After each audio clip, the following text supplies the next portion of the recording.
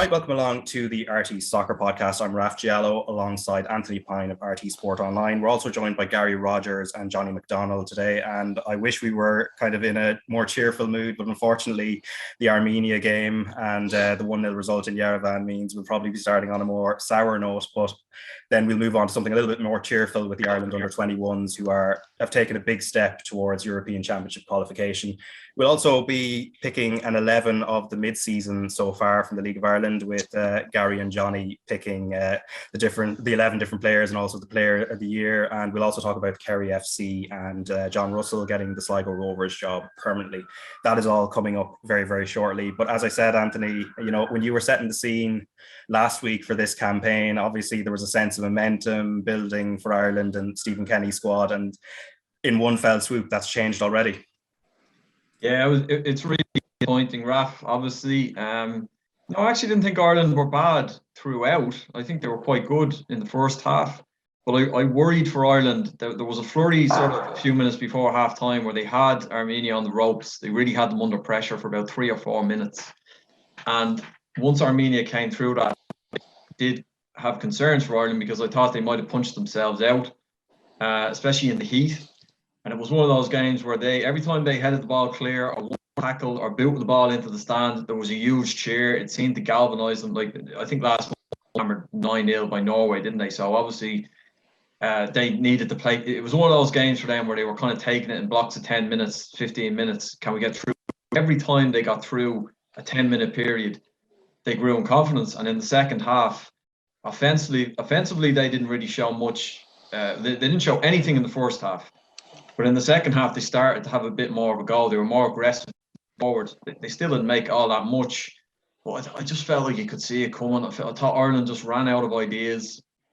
And the reality is it's a bit of a pattern with Ireland against teams like that, because the likes of Armenia are going to show Ireland the respect, or a certain level of respect. They played 5 at the back, which Stephen Kenny admitted caught them off guard. They didn't expect that. They'd watched them a lot. They prepared, as you'd expect. And I think they usually, all bar one game in the last 20 games or whatever, many games they watched, they played forward at the back. That's how Ireland had prepared. So they come up against 5 at the back. And Ireland just weren't good enough to find a way through, and that is a worry, because, it's not the first time it's happened. Luxembourg, Azerbaijan, like we've seen this before. We've seen these types of games before. And I just think, Raf, ultimately it comes down to a lack of individual quality, because bar Ogbene, I couldn't see any Irish player that was able just to unpick the lock. Troy Parrott had a couple of moments in the first half where he went on one mazy run where he took 2 lads out. We just needed far more of that. Like, I think in terms of, if you're Stephen Kenny, you're looking at how they played, I think they did a lot of the type of stuff that he would have wanted them to do. They kept the ball for prolonged spells, but the longer the game went on, the more predictable it was. And I just think Ireland in those type of games against lower ranked opposition, and that's how they're going to play. Sit back, they can see that it works. They were dogged, they were aggressive, and Ireland just didn't have enough. They just didn't have something a little bit different. Even looking at the under-21s last night, I think the under-21s got 3 set pieces last night, and every time they got one, they did something different with it. Just something a little bit of imagination to unsettle an opposition. I think they just need to find a way to crack that, because it's a pattern now, and it is, and they are going to come up against it in the next campaign. But there's no doubt it was a step back. It was a real blow, and it makes tomorrow evening absolutely massive. They need a reaction, and if the ambition is to win the group, they have to win. They have to win tomorrow evening, which is not going to be easy. Yeah, and tomorrow evening being the match against Ukraine at the Aviva Stadium, 7:45 kickoff, and it's going to be live on RTÉ2 and the RTÉ Player from 7 o'clock. Let's just listen to Stephen Kenny, who was talking to Tony O'Donoghue, pitch side in Yerevan, and just get his thoughts, and then we'll delve more into detail about where things went wrong. It's a very disappointing result. There's no getting away from that. We're very disappointed with ourselves to lose in Armenia, and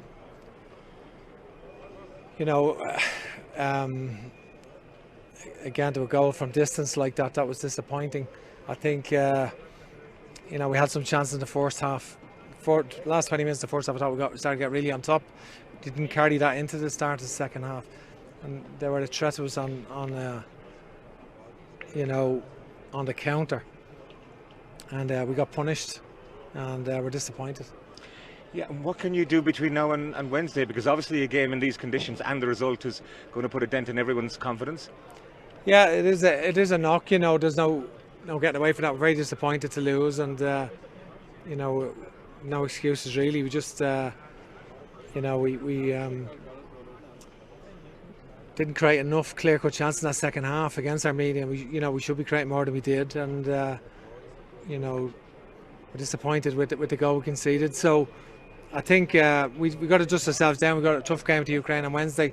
That's the way it is. That's the nature of the Nations League, 4 games. So we can't dwell on it. We've got to pick ourselves up and go again. All right, so that is Ireland manager Stephen Kenny in Yerevan just after the defeat. Now, obviously, as he said, they have to regroup for the Ukraine game. But let's just go back to and break down what happened against Armenia. Gary, just on the defensive side and the goal that was conceded, the Spurtian goal from long range, it's a bit of a pattern now where there have been goals from long range where there's been an issue with closing down. Is that, like, when you look at it in terms of, is it coincidental or is it a function of the system? Look, I think, a long range, there was 2 long range shots that they had. The chances of Kelleher made a save at his near post in the first half, and obviously the goal, long range shots, it's a difficult one to you're obviously expecting, the keeper to have a good chance from distance. Like, it was a terrific strike. But you've got to have a little bit more pressure on the ball, and they'll just be disappointed. Like, they didn't really cut Ireland open, as you know. Like, and it was counter attacks that was the issue in the second half primarily. But I think you'd be more worried about breaking down the opposition. In when you've got 5 at the back and you've got that low block. I think that would be more of a talking point for the management team than the actual long range shots. You'll get strikes where you get somebody, pulls out a wonder strike and sticks it in the top corner or the bottom corner, whatever it is, and you'll have that. But I think you'd be more worried about not creating enough clear cut chances. I know there was chances created, but nothing really that you would say was an absolute sitter. And it's difficult. Johnny will tell you, for teams, that can set up, to frustrate you. And, the longer the game goes, that momentum certainly built for Armenia. And as you said earlier, that they really, I suppose, took great courage from that, the fact that they were able to defend in blocks. And as time went, it was looking more ominous for us. Yeah, and Johnny, just on the overall system and how they try and get the balance right. So they played 5-2-3, 2 in the middle, and kind of 3 forwards that were taking up different positions in Parrott, Ogbene and Robinson. But it seems sometimes Ireland look better when they have the extra player in midfield who's sort of like a link. Jamie McGrath has done it to good effect, and Jason Knight in the second half in Luxembourg. Do you feel that's maybe the tweak that could help Ireland going forward? I think the 3 up top, the rotation is good because it gives defenders a lot to think about. The 2 in the centre, then the wing backs are so important there because they're your options for your way out. There's nothing on going forward where you might have to play a side pass. But with the 2 in the middle, and when you get a little bit disjointed when you lose possession, that's where you can get overrun. With just the 2. Most teams play 3 in the middle there. And so that's where you can get overrun sometimes with the 2 in the middle. Look, I think you've got to take each game on its merit. And, we've touched on about the Irish teams, when they're in possession, are they doing enough to break teams down? What way are they going to break them down? When they're out of possession, I think we do better against the better teams. A bit like Armenia against us. I think it mirrors that. Tweaking the system, I just think you need to know what, fellas need to know what their jobs are, who gets forward, where the wing backs get forward, do they overlap, do they come inside? Who supports the 3? When the 3, as you said, are rotating, when we lose the ball, where do they get to? Where's their nearest position to defend? How do they help out the 2 in midfield? Are the 2 wing backs deep or are they up high? So there's gaps. So look, to play against teams like Armenia, if we've lots of possession, we need to do it quicker and faster. Absolutely. You think of Manchester City and stuff like that. It's already having lots of percentage of the ball on top of 60% or 74% or whatever else. But we need to maximise that, and we need to make sure that we utilise the time on the ball that we have, that we get into forward positions to create chances for our 3 forwards that you have up there. I don't know whether that answers it in the best way I can, Rap, but just the two in midfield leaves you short sometimes. And is it enough when you're attacking? Yeah, and so what's the best way to, I guess, give support to those two in midfield? And that would be Cullen and Hendrick. The best way is, I think the system with two in midfield is 4-2-3 and a 1.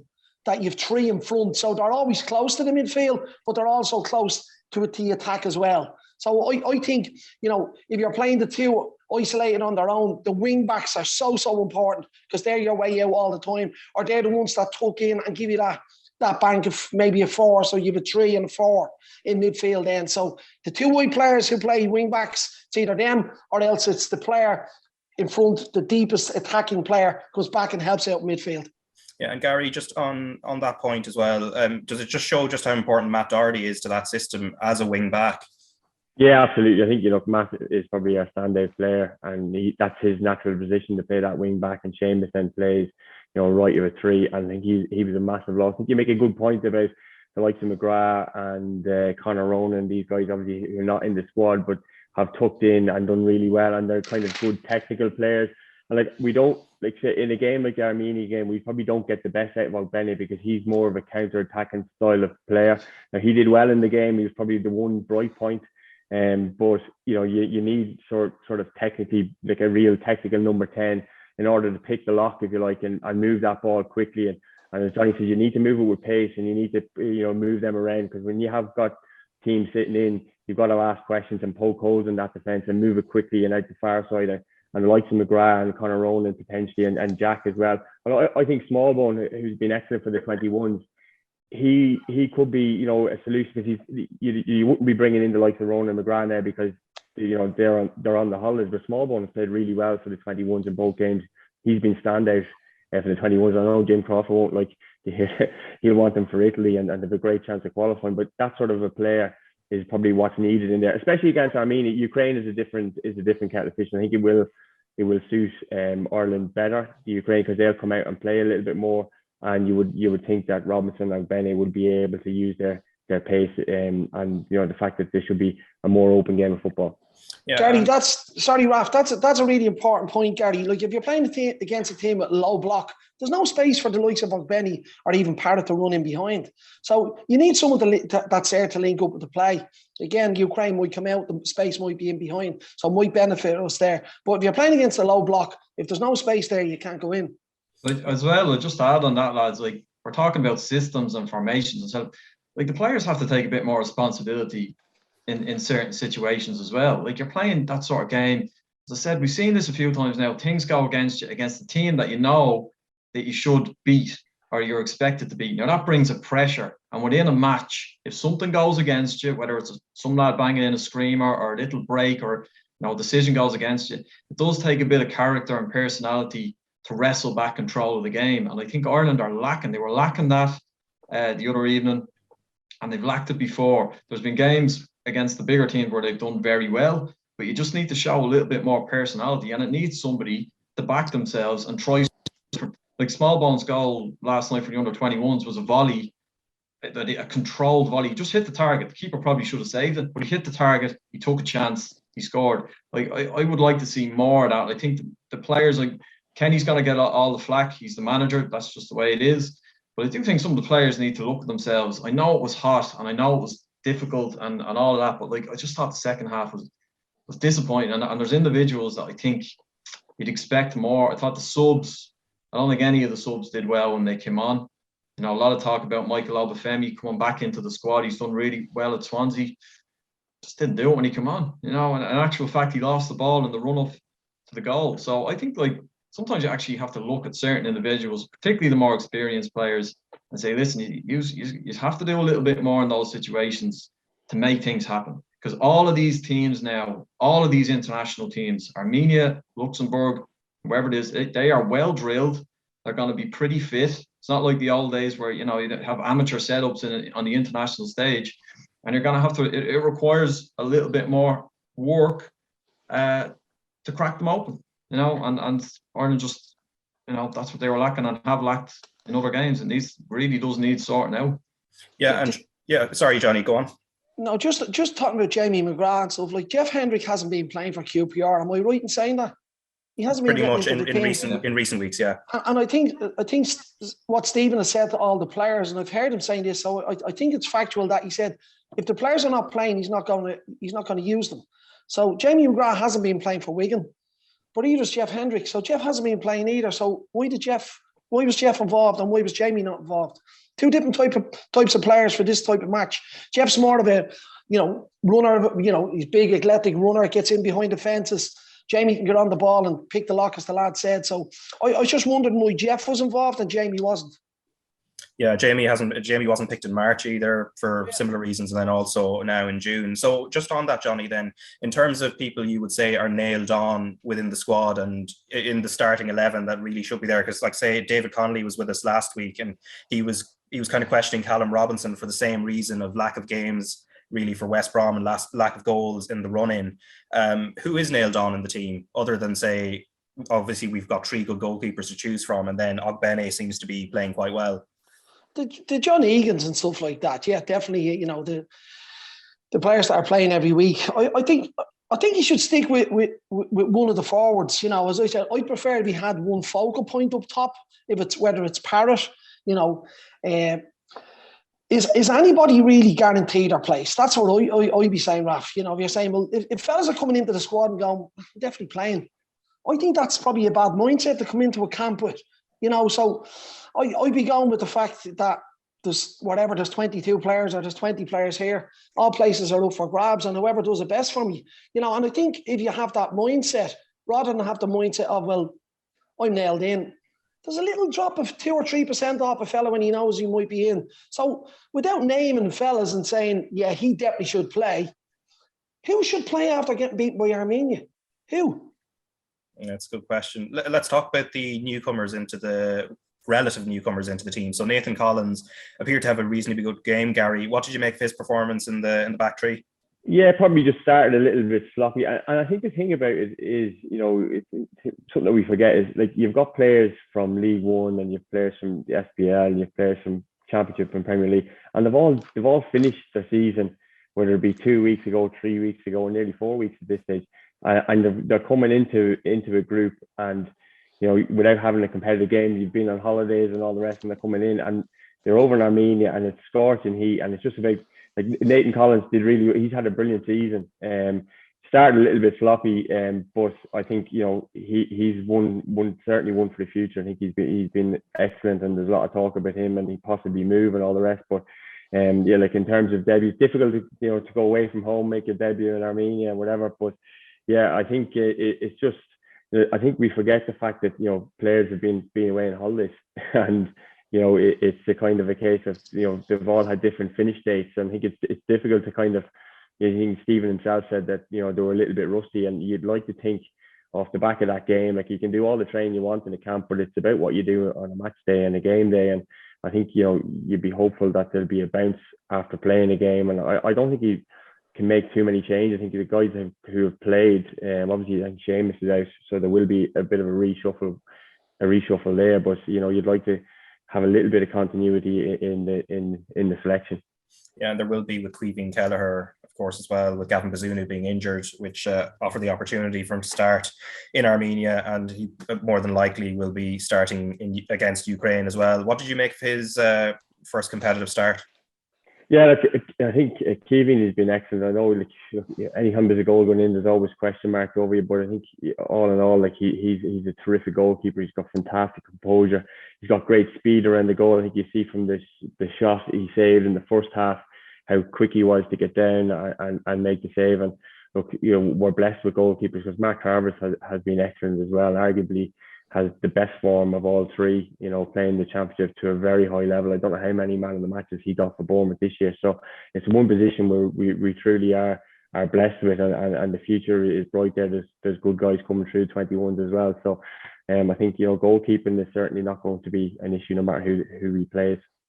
Yeah, and Anthony, just on the overall picture then, as you set the scene out a little bit earlier from the Armenia game, but let's say the hypothetical that there are no wins over this 4-game window, like, how does that change the pressure on Kenny, and then maybe what the pressure to change the system, or just, to make some radical overhaul? Well, I mean, it obviously ramps up the pressure on him because it's a results game, and he knows that it's every game that take when you lose to a team like Armenia, which everybody would have said that was the ideal game to start. But then look, to be fair about it, there were certain things that made that game trickier. As Gary says, like they're coming in at the end of the season. There's that little break where it was apparent there was some rustiness, and the heat absolutely was a factor. But it wasn't a good performance. It was a terrible result, and it just ramps up the pressure in the next couple of games in particular. I guess it's a good thing that the games are coming quick now for Ireland. Like there's a chance to just get it out of the system straight away. You'd have to say they're probably getting Ukraine at a good time, just in terms of like they've come off the back of that game against Wales, the World Cup playoff, which would have been, that was an absolutely giant game and maybe emotionally draining on them. So maybe there's the opportunity to catch them cold. But look, every time, like we've seen it since Kenny took over, more or less, every time Ireland have a bad result or a good result, it's like a national referendum. I don't think I've ever seen a manager split the public the way that Stephen Kenny has. There's people who are really fervently behind him, and there's other people that don't believe he's up to the job. So every time like something like Saturday happens, you're going to get this big debate again. It will kick up again. But ultimately, it's a results game, and he needs now a response tomorrow night, and then again on Saturday against a decent Scotland team. Yeah, and Johnny, just on those two home games then against first the Ukraine game and then against Scotland, and as Anthony outlined there, both teams are coming off the back of defeats in a World Cup playoff, which will obviously be a blow. And then of course there's with Ukraine, which I think is slightly different. Obviously they're playing for a lot more than World Cup games and things like that, just with the situation that's happening in their country at the moment. But is it a sort of a good time to be facing both of those teams? Well, like you can't be dependent on other teams to see how they are. You've got to make sure that you're right yourself and we're prepared right. I think Gary is right. I don't think he'll change it too much. Ukraine has been quite emotional for them, as we know, everything that's going on. But we're talking about fellas not playing matches and being a bit rusty. Ukraine have played 2 matches in the last few days. They'd be well at it if they put their team out. They'd be well on top. They should be sharp. Looking at Scotland with the defeat, their heads might be down now, and they might have a few fellas dropping out of the squad, and they might be 100%. But again, they played a couple of matches recently. So, is it a good time to play? It's the next match. It's the most important match for us, and we've got to go and get a result tomorrow. Yeah, certainly. And getting results is something the Ireland U21s did successfully. They beat Bosnia 3-0 on Friday and then followed it up against Montenegro on Monday at Tallaght Stadium, 3-1 win. Excellent performance, much improved performance. Let's listen to Jim Crawford, head coach, who was speaking after the Montenegro game, just about how proud he was of his players. Jim, congratulations. I know a 3-1 win, it looked comfortable, but you were very nervous on that sideline. How are you feeling right now? No, I'm feeling great. It was a decent performance, our final game in Tallaght Stadium, and I hope the fans enjoyed it. There was a lot of good passages of play, and for me it was a lot better than the other night, but the most important thing was getting the 3 points. And you're obviously disappointed you conceded a goal, but we learned from that, and we start getting ourselves ready now for the game against Italy. Jim, you've made wholesale changes this evening, but I tell you what, you've got a selection headache going into that Italian game, because so many guys are putting up the hand here right now, aren't they? Yeah, but that's the group that we have, and I've said it time and time again in team meetings. It's a squad game. It's the squad that's going to get us over the line in this, and they just proved it. And I'm sure there's probably people saying, they've made too many changes, from a winning team, but we had to, because the game on Friday was a 7:30 kick-off, and today was 5, so it was even less time than normal to recover. And the boys that came in today done excellent, and there was 2 lads making their debut, and they were very, very good. Jim, can I ask you where your head is at in terms of this group? Italy have won tonight, okay? They play Sweden on Thursday. Like, it's very hard to look at the group and kind of make a call on it, but how are you feeling now with just the 1 game to go against Italy? Obviously, Italy-Sweden is massive on Thursday. How are you feeling about the whole thing? Yeah, look, it is what it is. I'm not too concerned. We've never put up the group table in team meetings. We never spoke about it. We just took each game for its own merits, So it'd be nice now to sit back and see what happens between Sweden and Italy on the Thursday, which will, obviously change a lot of things for ourselves, because if it's a draw, we can go on and win the group, and if Sweden win, we've got to go to Italy and win, and if we win, there's every chance we'll win the group again. So it's we're in a nice place, that's for sure. And you're in that place because of 4 wins on the bounce. How impressive has that been from your perspective as manager with the lads that you're managing? Yeah, it's been very impressive. The lads, they've been getting better and better every window we've come in. And I know there was a time there people were asking questions where we went away to Montenegro, we got B.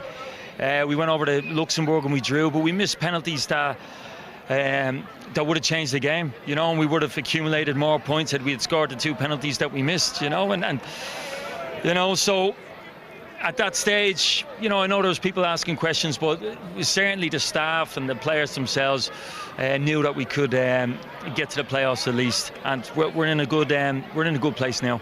That's Ireland under-21 head coach Jim Crawford. As he says after the Montenegro game, they're in a really good place. Now, Anthony, there's a couple of things here. First, they still have the final game to play in Italy, and depending on circumstances, and we'll be looking very closely at Thursday when Sweden host Italy, Sweden being third in the group, Italy obviously being just 1 point ahead of Ireland, but that's going to be decisive in terms of how Ireland approach that final game next Tuesday. Yeah, of course. I mean, I have to say, Raf, I think they've been really, really good, really impressive. What the job that Jim Crawford has done overall, like, it's such a challenging job. I think there was a graphic, RTÉ showed a graphic on Friday of the players who will be eligible for the squad now that are currently in the senior team. You're talking like sort of 7 or 8 players who obviously be huge assets at that level. So he's had to, he would be the first to say that a big part of his job is to feed those players through. That's a great success for him as an under-21 coach, to feed them into the senior setup. But at the same time, as a team, they want to get to that under-21s finals. It's never been done. An Ireland team has never done it at that age grade. And I just think, he referenced it there in the interview, it hasn't been a smooth campaign. They slipped up over in Luxembourg, they were beaten in Montenegro. So to stitch this run of results together, and you look at the turnover of players even from Friday, they brought in Cashin, Kerrigan, Conor Noss came in last night. They lost Ushin McEntee the other night. He injured his shoulder. They were really good last night, and I like them. What I like about that under-21s team is that they can really mix it up. They're good at keeping the ball. They've got the likes of Smallbone, Coventry, Noss last night, very comfortable on the ball, very capable of keeping the ball for long periods, sustained periods of possession. They can also live without the ball. When they went to win in Sweden back in the spring, that was a game where they had to batten down the hatches. They didn't have possession that night, but they're organised, they're compact, they're very well set up. And, as I said earlier on, just their set pieces are clever. Everything about them is just very well organised, very well coached. And I would fancy them right now to get a result in Italy if they had to. They're flying. He's managed to, even though they've lost a lot of very good players over the last year, he's still managed to, they've got good. They're bringing in the likes of Adam Marola and Evan Ferguson now came off the bench and looks, even though I think Evan is still only 17, I think, well able for that level physically, and he's a mature type of player anyway. So it's been a really, really good campaign for that team, and you'd love to see them get over the line and do it. I think the playoffs, everybody would have taken that at the start of the campaign. That's now, they'd be very unlucky not to make the playoffs. But look, we don't know how it's going to go, because as Jim Crawford said there, if Sweden do manage to beat Italy on Thursday night, it leaves Ireland in a position where they have to go over to Italy and get a result. And even though I don't think that's beyond them, it's still a massive ask. I think really what you're looking for is the Sweden to slip up, just to give them guarantee the playoff. And, a draw on Thursday would mean that Ireland could go to Italy with a free swing, guarantee the playoff spot. But if they actually turned Italy over, they'd win the group. So, it's great. It's great. And, they're a good watch. They really are a good watch. Yeah, and dealing with pressure as well, as Tyreek Wright, one of the scorers, scored the third goal at the end. I think he had a quote to RT Sport where he said, "Pressure makes diamonds," and they seem to be able to manage these situations quite well. In terms of the game management, Gary, especially compared to Friday, obviously they got the result against Bosnia, but Montenegro were a much superior team, as Lisa Fallon said on analysis pre-game. And I think it was kind of visible, especially in that first half, how they managed the game, especially as Anthony said in midfield. Just how impressed were you with them? Yeah, no, they've got great composure, and they have a system and a style of play, and they really stick to it. And you look at their midfield, like they played Coventry, small one, and Knox in the midfield, and they Kilkenny to come in as well. Like they've got really, really good technical players in there, so comfortable on the ball. I think small one was excellent in both games. He was sensational, it really was. But like it wasn't just him. You look at the group around him. Like they obviously made changes. Kerrigan was superb, came in. But it's a fantastic, group of players, and I think you have to give Jim massive credit. Like it's not a case of he has a set 11. Like and I think more or less everybody has played their part in that squad, and there's been guys who are not even in the squad now who have scored goals in the campaign along the way. So it's been brilliant. I think they've been very, very impressive, and it would be terrific if they could qualify and go to a tournament. I think you look at the players that are. Like Anthony says, like Bazunu, Collins, Parrott, Festi, Omar Bamadelli, all these guys that are eligible to play. Like and you look at the young guys coming through, like Ferguson. Ferguson's excellent. He's come on both games. He come on, made a real impact in both games. Was fantastic in the build up to Tyreek's goal as well. So it's a brilliant group. The management team have done terrifically well, and wouldn't it be brilliant to see an Ireland under-21 team qualify for a major tournament? Yeah, and not just getting to a tournament, I guess, but the benefit. And I was speaking to Jim Crawford at Abbottstown about a month ago, just before this window kicked off, and he was talking about the way John O'Shea, had the experience as a young kind of Ireland youth international in the time of Brian Kerr, and how beneficial that was for him. And also Jim Crawford himself, having played in the World University Games back in 1993. Again, he was talking about the benefits in terms of the bonds you build with people. So Johnny, in terms of longer term consequences, it's not just the history of getting there, it's the benefits of being at a tournament which is actually taking place in Romania and Georgia. Yeah, and you know what? That's a huge benefit if they do qualify. That people have that experience, that they're not going into the dark. They've been there before. They know how to deal with the competition. Getting there, playing the first match, making sure you get something out of your first game. The recovery sessions, the food, all that type of stuff. The rest, the recovery, as I said. But that's vital to them if they get there, and that experience will definitely stand to them. But just listening to Jim there in his interview, he keeps things nice and simple. Gary talks about, his system and his players know what they're doing. But you just listen to him, he's calm. I watched the match yesterday. The players were calm, but they done things nice and quick. But they were lovely and calm on the ball. There was great patterns of play where they switched the play. They got it forward, they got it back. They were content to keep the ball, to find the openings. And when they got the opportunity to do that, they had the players that unlock teams with a key. But just listening to Jim, as I said, nice and calm, doesn't talk about philosophies or this and that.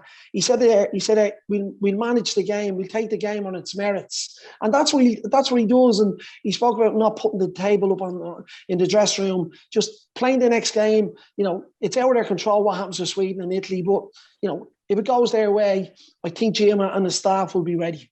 Yeah, taking the game on its merits. Obviously, you just reminded me of John Giles as well, which was always the phrase he always would go back to. But that's how the game should be played. But you know what? I think Anthony said it a few minutes ago. The players have to take responsibility, and that's what that is. Seizing the opportunity, seeing something like you might set up a system where you say we play down the right hand side, but if you're getting in through the middle, you've got to take that opportunity and take the responsibility as a player. And that's what Anthony was saying. Players take responsibility and taking control on the pitch. Managers and coaches are there to guide you and give you opportunities to do things, but the players need to take responsibility on the pitch. Yeah, and in terms of players to step up, so Gary, you mentioned Will Smallbone earlier. I think is probably the obvious one, and that's 3 goals in the last 2 games from midfield, and he's obviously somebody who's had a small amount of experience playing in the Premier League. Anyone else from the squad in the medium term do you think would look ready almost for a step up to the seniors? Yeah, well, you look at Ferguson, and when he comes into games, I know he's a bit young probably now, but I'm very, very impressed with him.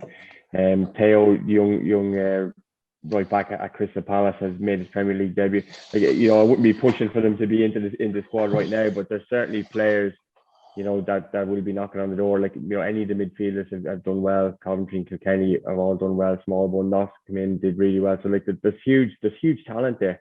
But Smallbone is definitely the one that you would say, would be fit. You could bring him up with the rest of the guys there now, but like he'd be a massive loss. So if that was the case to Jim, and he'd really love to have him obviously for the game in Italy. Yeah, the only other point from that game yesterday against Montenegro, it's the attendance. So Richie Sadler had a little point on that. We'll just get your thoughts on that. You want to make a little Richie rant before we move on? The crowd, the pitch is great. There's huge amount at stake. This lot play football. The sun is shining.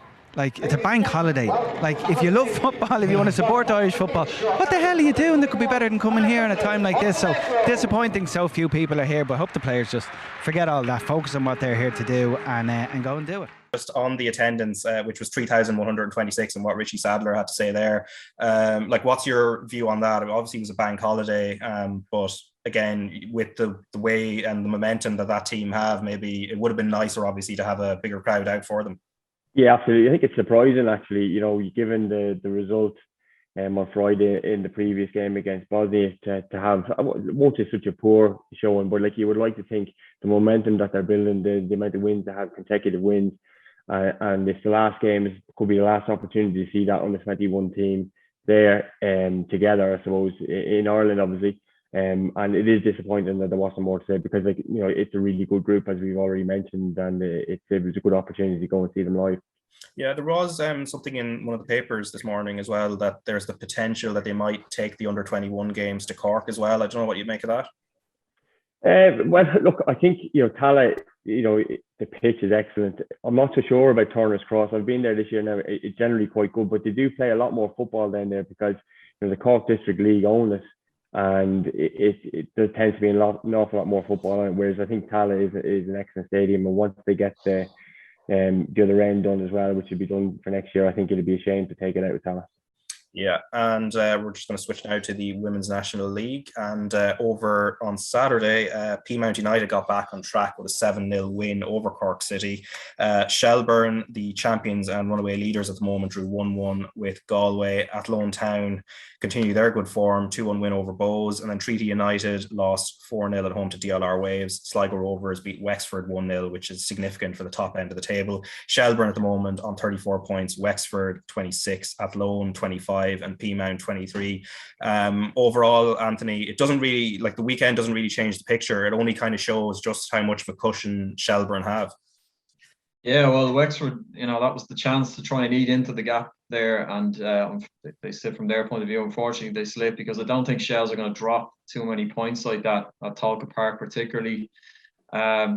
Athlone lost to Wexford last week and bounced back straight away, which is exactly what they would have wanted. They're having a really strong campaign and are in third, sitting pretty in third, in great form.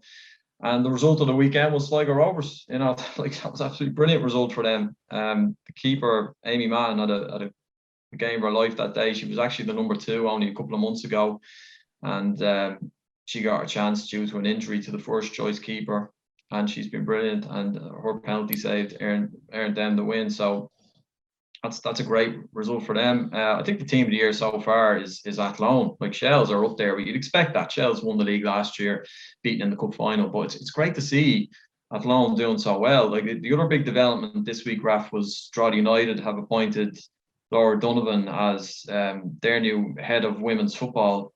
And Drogheda, they plan to enter teams into the underage leagues, and I would imagine eventually they'd be looking to enter a senior team into the Women's National League. So again, it's good to see new clubs coming into the division and then being competitive. I do think this division is much more competitive than it was last season, and it's making it harder for Peamount and Wexford to keep pace with Shells, because they're slipping up in games where they wouldn't have done in past years. The likes of Athlone, Sligo Rovers, these are new clubs into the division, but they're improving very quickly, and they seem to be quite well resourced. They're getting good players in and good coaches in, and as I said, it's great to see Drogheda. That development in Drogheda is a big plus as well, because you'd expect now, if they're shown that ambition and that organisation and drive, that hopefully in the next couple of years they'll be in the league. So overall, that's the big positive. But yeah, look, right now, in terms of picking a winner, like Shells have, I think is 8 points. They've got an 8-point buffer. Yeah, 8 points. Yeah, like they have that knack of just churning out wins, just getting over the line and 1-0s and 2-1s. Whereas at the minute, Wexford and Peamount are getting pegged back, dropping, drawing games or losing games narrowly. So Shells are on the driving seat, but I don't know. I still have a feeling that there could be some twists and turns. I said last week that Shells are going to lose Saoirse Noonan soon, which is a big loss for them. And all it takes is a couple of little slips, and it lets the chasing pack back in. So yeah, it still could go to the wire yet, Raf. Yeah, and just on the growth that you talked about there with Drogheda coming in, and then, you can look at the example of Sligo Rovers, obviously new to the league and have really taken to it well, 16 points in 13 games, which is really impressive. And going back to what Lisa Fallon said when we did the preview just before the season started, and kind of her call for more clubs that are linked to the men's Premier Division or First Division clubs to establish women's teams. They can look at those examples, I guess, and it's encouragement in terms of that overall goal then by 2025 that the FAI have set out to have a second tier as well. Yeah, well, look, it's showing the ambition and the intention to do it and the want to do it, and then it's getting the right people in place. Not just going through the motions, and it's almost like a tick boxing exercise. It has to be like, this is what we want to do and this is what we want to achieve within this period of time, and then clubs challenging themselves and pushing themselves to get to do that. So, I think we're just to talk about Drogheda, like Laura Donovan is an A licensed coach. She's got really good relevant experience. She's worked with the under 17s, and that would look from the outside looking in that's a very sensible appointment for, you're putting someone in place in a position that she can have influence and would have a good idea of what she wants to do, and hopefully, how to get drive Drogheda on at underage and then eventually senior level. And, you can obviously it's the same. That's the case at Athlone and Sligo Rovers too, because, the success they've had, it's not accidental. They've got good people there, and they've probably recruited well as well. They've got good players in. Athlone made some good signings in the off season. Like, they brought players in with decent experience in around the league as well to help them. So it is positive. Look, there's still a long way to go, but it's moving in the right direction, hopefully. And when you see other clubs, Sligo, Bohemians, now Drogheda, own in the last couple of years, making these sort of steps, then you'd hope that everybody else follows suit and they can kind of drive each other on a bit, which is that's the big thing about the division this year. It does, as I said, I repeat myself, but it does look more competitive, and that's good for everyone. That's how you raise standards. Most certainly. And we're going to stick with the theme of growth, because we're going to just discuss the men's game now. And Kerry FC could be potentially a club in the First Division next season. So the news this week that they were accepted into the club licensing process by the FAI. Now, obviously, they have to get through the process and have it approved and then potentially get to the league. But it's backed by a former League of Ireland player in Billy Dennehy, who is from Kerry, and there are American-based directors as well. And in the statement that they put out, just the first part of it, has been a dream for many years to provide the highest level of senior football in the kingdom, and Kerry FC hope to be successful in our bid to bring League of Ireland football to Mount Hawk Park in February 2023. So that's in Tralee. In terms of growing the league and actually taking it to areas where it hasn't been represented before, how positively do you look at this particular development?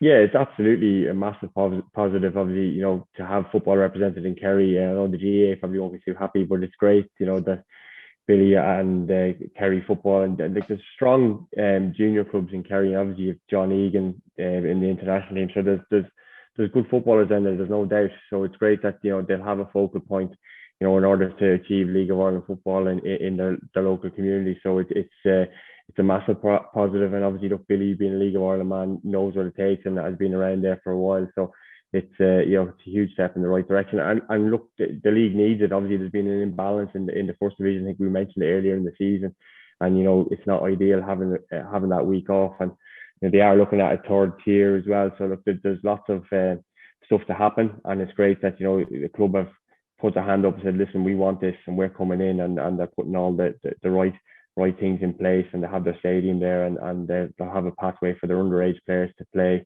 senior football in the League of Ireland, which can only be a good thing. And in regards to a third tier as well, so let's say Kerry FC do go through the licensing process, get into the first division, and then kind of fill that out as a 10-team league. When you look at the other parts of the country where, you know, there are a lot of gaps there in terms of representation, where do you think there's good potential? Obviously, there will probably be reserve teams primarily in that third tier, but outside of that, what areas would you be looking at in terms of catchment areas with good sized populations and potentially being able to sustain a club and a fan base as well?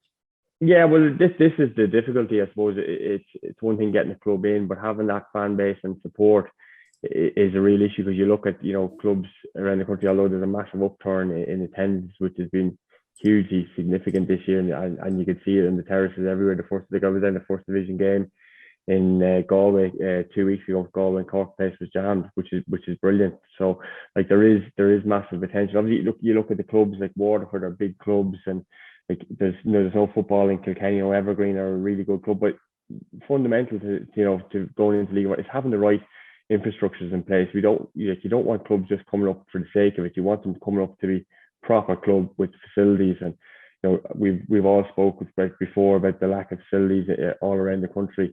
And our facilities do need to be better. So it'd be great to see clubs, obviously, with the, you know, facilities in place and the ambition, you know, to improve the league, and not just be there to take part and you know, to really drive on and improve the standards. So look, there's loads of areas that you could look at, but I think having good facilities as well, as the population, is important. Yeah, so on a final point, we're just Johnny McDonnell at the moment is just having a few gremlins, internet gremlins, which I think we all suffer and get frustrated by. But just on John Russell and Sligo Rovers. So John Russell has got Sligo Rovers job permanently. He's obviously been involved with the club as an assistant for a number of years now. What have you made of that decision from the club to give him the chance? Yeah, look, it's been a massive move for Sligo, and a brilliant opportunity for John Russell. Obviously, he knows the club inside out, has been there for 5 years, as you know, and but a great opportunity for him to stamp his own authority on the position. Like I think they've gone for continuity there. He will know the players, he will know what's needed, and he will know like what changes he needs to make in order to improve things. So, you know, that continuity should help. Should help the club and John, obviously, but it's like I said, it's a fantastic opportunity for him. Like he's been doing his coaching badges. I would have played with John at Sligo a number of years ago, but he was doing his coaching badges back then. So he's a real, you know, he's real love for football and lives and breathes it, and you need to do that in order to be a manager. So look, we would be wishing him the best in his new job. I'd just like to reiterate what Gary said. John, he's a brilliant student of the game. He loves the game, great energy, and as Gary said, I'm delighted for him to get this opportunity. It's probably a good time for him to come in, talking about the continuity of it and all that. And he's full of energy. He'll know the players. And they're keeping it close to home. Sligo probably they're used to going maybe outside and bringing lads in from England or Scotland or whatever. And this is a really, really good opportunity for John Russell to put his own stamp on this. Okay, perfect. Now we're going to move on to the tasks that we set you beforehand, which is obviously to pick an 11 of the mid-season so far. It's the first half of the League of Ireland campaign in the Premier Division. We're going to start with goalkeepers, and I think, Gary, you're perfectly placed for this. So who's your goalkeeper of the first half of the season so far? I found it difficult because I think there's a lot of goalkeepers. Half a season, it's difficult to pick, but there's a lot of goalkeepers doing well. But I've gone for McGinty because I think he's just so important to Sligo Rovers. I think he's been, you know, some of the big games like Shamrock Rovers, Derry City, he's been excellent. He's put in some really good performances. But like Shepherd, Anang, Brian Marr, all these guys have been doing really well as well. I think, you know, I'd go with McGinty right now, but before the end of the season, it's hard to know. I think in terms of the back four, Redmond is nailed on for me. I think he's been the standout centre back so far this season. It'd be interesting to get Johnny's take on it, but he's been brilliant in the amount of interceptions he's had in the season. But he's been excellent for Pats. We'll go Boyce on right back for Derry City. Got a couple of goals like he did last year. I think he was the top scoring defender last year. Andy Lyons on the left scored 5 goals for Shamrock Rovers. He's been in terrific form. You know he's made that turn from Bohemians to Shamrock Rovers and is really, you know, has hit the ground running. It's been excellent start for him. So I would go with Andy Lyons. I'm struggling with the centre back between Toll and Todd and Sean Rowan at Drogheda. I think he's been excellent. I think he'll only have half a season. I think he's going to be going back to Lincoln, but I'll go with Sean Rowan. I think he, left-sided, left-footed centre back, really good passer of the ball. So for the halfway point, I'll go with him. Okay, and Johnny, before we get to your picks in midfield and in the kind of forward three, if we go back to Gary's point on Redmond at St. Pat's, what have you made of his season? Yeah, he's a young player. It looks like he's a lot of experience about him. He's nice and calm. He's a proper defender. He's a good tackler. He's got good energy around him. He's not, I wouldn't say he's the fastest centre half in the world, but he can get around the pitch. He's a good tackler. He's a good voice. He's good communication skills, and he gets you a few goals as well, Raf. So yeah, good lad. As I said, it looks like he's lots of experience on a young head. Yeah, and now your picks. So your three midfielders, I guess maybe two more holding and maybe one who's a little bit more advanced. I picked out, I picked out 6 midfielders for the central area. I love Gary O'Neill and what he does at Rovers. I don't think he gets enough time in playing time. I think Cameron Dummigan has done really well. He's played in a few positions. He's really good holding midfielder. Dawson Devoy, Jack Bourne, Will Patching. So they're 5 names that we're trying to put into 3. I think Jack, for his experience and his skill in there. I think Patching definitely. And I don't know whether I'd put young Dawson Devoy in there. I think he's a brilliant young player and he's great potential going forward. So I'll go with them 3 in midfield. And wide areas, I've lots of players. I've Dara Burns, I've Liam Kerrigan, who played brilliant for the 21s last night. I think he's, lots of people don't see him at UCD because they don't get featured too much on the TV, and it's always like about them, how, not winning games. But I think he's been brilliant, Liam Kerrigan, this year. Dara Burns. I think Daniel Kelly has been brilliant for Dundalk. He's come into his own this season, and Matty Smith. So there's 4 and 2 wide areas. You can pick 2 from either side. I think Kelly has done really well, and I think young Kerrigan, he's in form at the moment. So I'd say Daniel Kelly on the left and Kerrigan on the right hand side, and leaving Matty Smith and maybe Burns out. But it could be either any of them 4. And then up front, I think Jamie McGonigal has done great at Derry. Young player, he's done really, really well. But for a focal player, I like someone that you can play up top on their own. And I just think Pat Houben still holding his own there, and he's keeping Dundalk well in the title race this year. Yeah, and I suppose, Anthony, before we wrap up, if you were to take charge of that team on Football Manager or FIFA or something, how do you think you'll do with it? I think we do pretty well, Raf. There's a lot of good players referenced there. As Gary said there, I really like the keeper, Shepherd. Dundalk, I think he's had a great year. But look, it'd be interesting if you go back to the lads at the end of the season, if there'd be many changes to that 11. As Gary said, we're only halfway through, but we'll see once we start getting into the business end. You might get a few more runners and riders and lads kicking on and getting stronger as the league goes on. But couldn't have too many arguments there with that team the 2 lads have picked. Yeah, and then a final point before we go. So obviously Wales qualifying for their first World Cup in 64 years, which is quite the long wait. And when you consider 11 years ago, a team which contained Gareth Bale and Ramsey and Hennessy when they were young players were involved in defeat to Australia, where they ended up being ranked by FIFA 117th in the world. And you see how far they've come now. So Johnny, it's a brilliant story. It is, especially when you've Gareth Bale in the team as well. But look, all the stuff that's went off the field as well. With the manager not being there, the new manager coming in, so it's obviously maybe helped. It's definitely galvanised the team, and fantastic for them to qualify. Ukraine were probably very, very unlucky not to win the game, and but for a small nation. I think we're one of our own boys over there, Noel Mooney, who's heading the Welsh FA. He's working hard with them. So we might need to look not too far away from home to see how other teams are doing things, and try and put our own house in order. Yeah, I suppose, Gary, on a final point, I'll leave it to you. What Johnny just said there, I mean, there are things and lessons that can be learned beyond, the day-to-day of picking up results, but just the kind of overall structures and just how you bring through young players and carry them through. And obviously, Wales just happen to have a golden generation, which is just kind of peaked now. Yeah, they do. They've got really good, obviously they've got that star quality in Gareth Bale, and when he turns up for Wales, he's phenomenal. We're probably just missing that marquee player, in a central position that can do, we would have obviously had Robbie Keane and Damien Duff and Roy Keane back in different generations and stuff, but we're missing that big star. And Bale, I think when he puts on a Welsh jersey, he's been phenomenal for them. But having said that, the players around him, there's lots of really, really good pros in that Welsh team playing at good level, and they're a really good team. Not just but they have that star power, if you like, but they've got lots of good players around them.